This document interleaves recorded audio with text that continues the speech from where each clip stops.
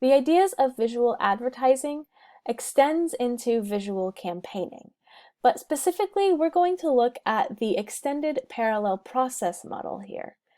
The extended parallel process model, or EPPM, is a theory of fear appeals. This model suggests that fear can be used to influence a person's attitude towards something, and that it can in fact influence a person's behaviors. And we've talked about this before.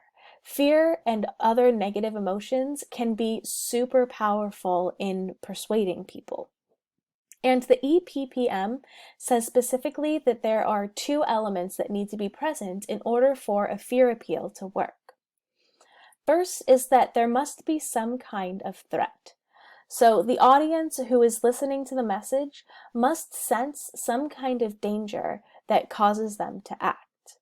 And second, there must be some efficacy, which allows for the person to respond to the threat that was presented to them.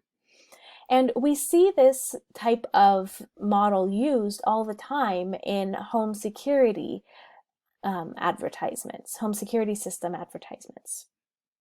For example, ADT commercials.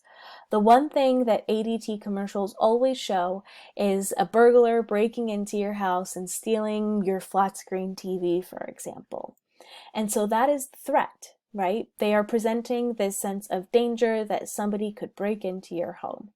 And then they are providing the viewer with efficacy, allowing the person to respond to this threat by buying the home security system and therefore deterring the robber. Usually they show the thief scared and running away because the home alarm system is going off. And so in order for a fear appeal to work in a visual campaign, there must be a threat, and there must be efficacy. So you have to provide some kind of negative result and a way to avoid that negative result.